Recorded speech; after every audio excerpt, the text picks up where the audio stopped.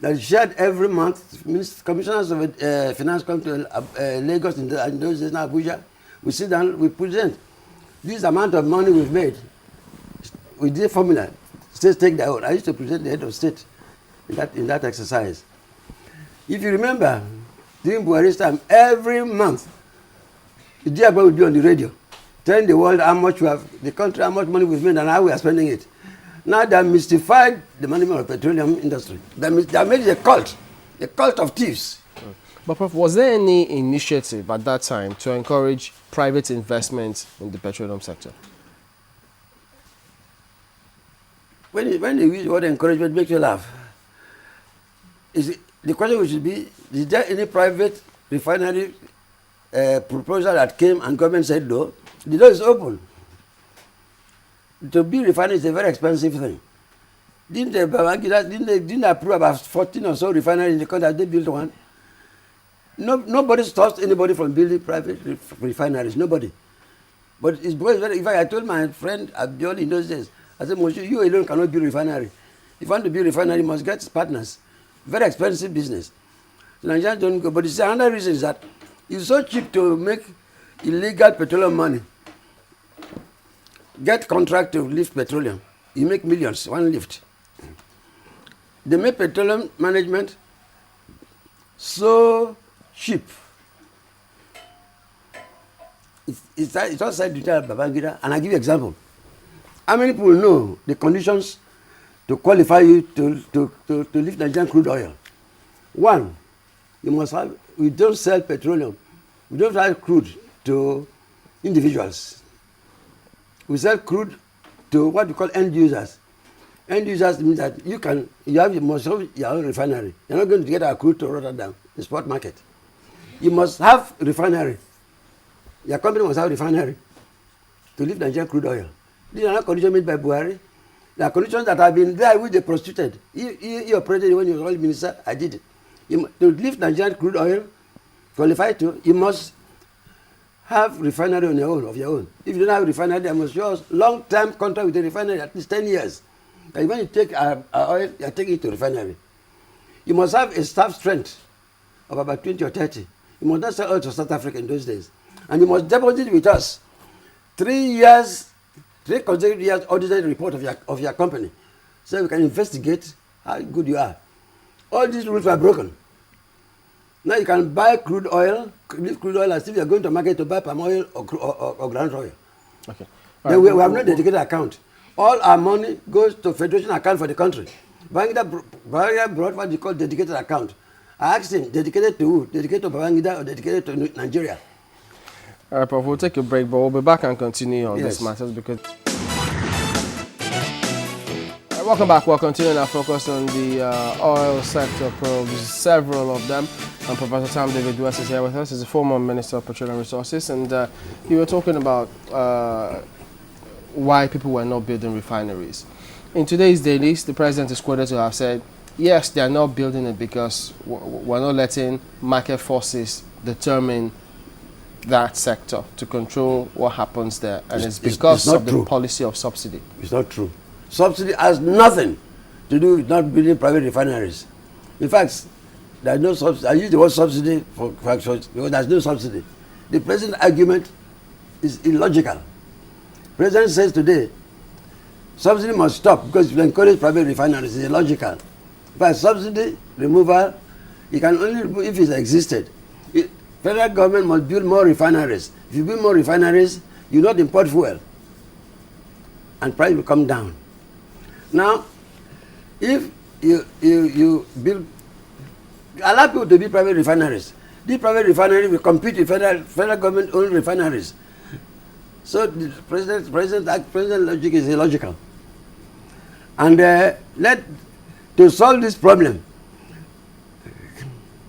we say, look, rebuttal panel.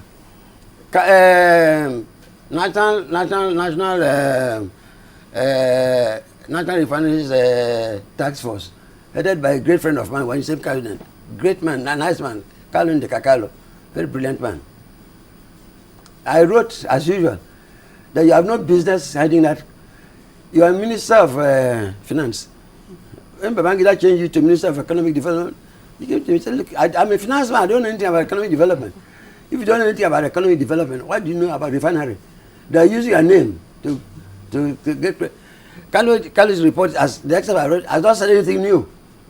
He said, don't use middlemen to import fuel. If it's common sense. Why can't Nigeria government go and get the fuel itself directly? If Mr. X or Alhaji X can go and import fuel into Nigeria, his government can go there and get better deal.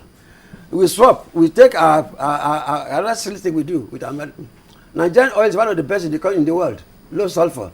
We now give crude oil to people, and they bring cheap refining fuel into the country. We are killing this country. You know, talking about cheap, bringing in cheap fuel, because people have been asking questions. Why is it that we don't have grades when it comes to our petroleum products? In other parts of the world, they do grades. Yeah, they do grades. Yes. So you know that which is premium, and you know the other one. Know what to buy, and yes. For each vehicle, there are grades of petroleum product. Because they have a government that cares. Those countries have a grade. Every country have grades of petrol. If you go low lead, we don't have grade. Why? If you have responsible government that feel empathy for the people, all this thing will fall in place. But we don't have government that cares for the people. We have government that cares for itself. But we didn't have grades when you were petroleum minister, did we? Yeah, but you see, but we didn't have grades, but we have a problem. We are already importing fuel. We are refining our fuel. We never imported fuel. The grade we have is Nigerian grade. It's a good grade because we get the petroleum, refine it in our refineries, and we sell in our petrol pumps. But Prof, there are those who believe that it's the foundation that the past leaders laid, that the current leaders are building on. That in your time, for instance, there was no proper storage of data as regards production data. So now, going back, there is no data for anyone to work with. So they're all going around in circles. They are talking nonsense. I'm talking to television, I'm talking to the world. During my time, all these people have been out there. Every oil company, within 48 hours, they must tell me what to produce. And if you come to my office in Falomo, I have a graph on my wall, daily production. I did the oil companies report, I plot it. But some time ago, the former president of great Nigerian, is it Bankole, said, quote me, Nigeria does not know how much oil we produce. And I challenged him in a paper that was published. I said, great Nigerian, great administrator, you are talking nonsense. Do you increase what you don't know? Nigeria got increase of quota from OPEC, the first in the history of OPEC. You don't increase what does not exist. We have data. What is happening is that everything has been destroyed to make it easier for people to steal. In my time, you cannot steal. We know, so if they've worked on the foundation we left behind, this will not happen. If oil companies are made to report production, not more than 48 hours of production, as soon as listen to this, channel is listening all over the country. And I'm quoting to you and I put my own on it. We know how much we produce, and oil companies are made to report their production within 48 hours. And I have a graph on my wall. Was the NNPC made to report its own production as well? Or was the NNPC made to report its sales and production? Yes, now, if why do you demand from people what you cannot do yourself? We kept very close records. And to show you, when OPEC was charging Nigeria for I took my contracts to OPEC and told them, all the 13 countries, I told them how they are doing to steal. We have very good control, and all this boils down to leadership. If your leadership, look, now Ribadu said 5.8 billion royalty was not paid to Nigeria. In his report, 5.8 billion was not paid. He was able to recover 3.2. Yeah, 382 billion oil subsidy scam. 800 billion, all the NNPC cannot account for. You know, if subsidy doesn't exist, how come we're talking about scam being unraveled by some of these pro panels? What they're unraveling is subsidy fraud, not subsidy.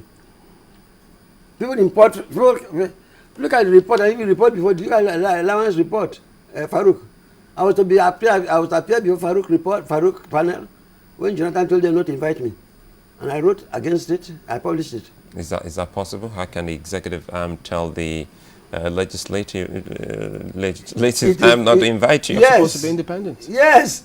They are supposed to, in a democracy, real democracy, the judiciary, executive, legislature are independent. In Nigeria, they roll into one. The only thing that the executive has not been able to penetrate effectively, and they have done it successfully many times, is the judiciary. Because I think I find it hard to believe, because you've been on this program, and Yes. no one, the presidency, nobody has said don't invite Professor Tam David West anymore. Because So- you are an independent, so- you are an independent television station. If they try, they have tried many people. If they try it, to muzzle the press, the media, television is one thing that no government should try. No government has succeeded to kill it.